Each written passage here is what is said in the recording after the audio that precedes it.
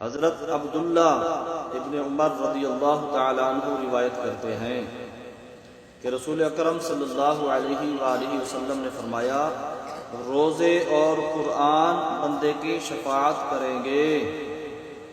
रोज़े अर्ज करेंगे, ए परवरदिगार, मैंने इस बंदे को खाने पीने और ख्वाहिशात नफसानी से दिन में रोका था।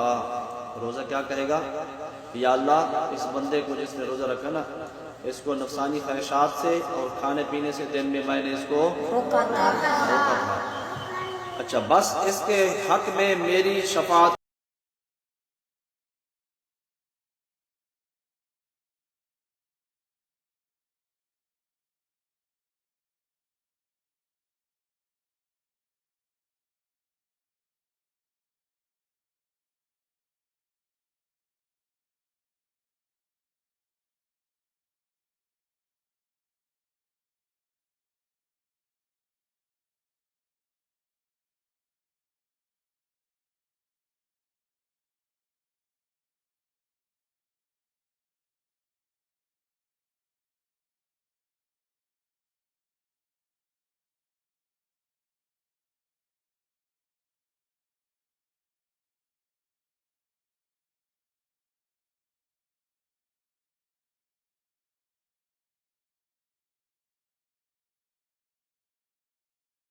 इनको नींद आई हुई थी, थके हुए थे, ये इनका सोने का दिल कर रहा था, लेकिन मैंने इनको सोने से रोक दिया था। ये खड़े होकर मुझे सुनते रहे थे, या अल्लाह मेरी शफाअत कबूल फरमा।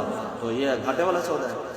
1 घंटे में अगर हम कुरान मजीद 1 घंटा तरावी में सुनते रहें, ये तो बहुत कलील वक्त है, थोड़ा सा वक्त है।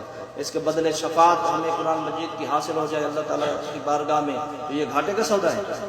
तो इसलिए हमें तरावी नहीं छोड़नी चाहिए, तरावी ज़्यादा पढ़नी चाहिए, ताकि कुरान मजीद जो है हमारे हक में क़यामत के दिन शफाअत करे। क्या करे? शफाअत करे। हाँ, ठीक है। इंशाअल्लाह तरावी पढ़ेंगे, रोजे भी इंशाअल्लाह।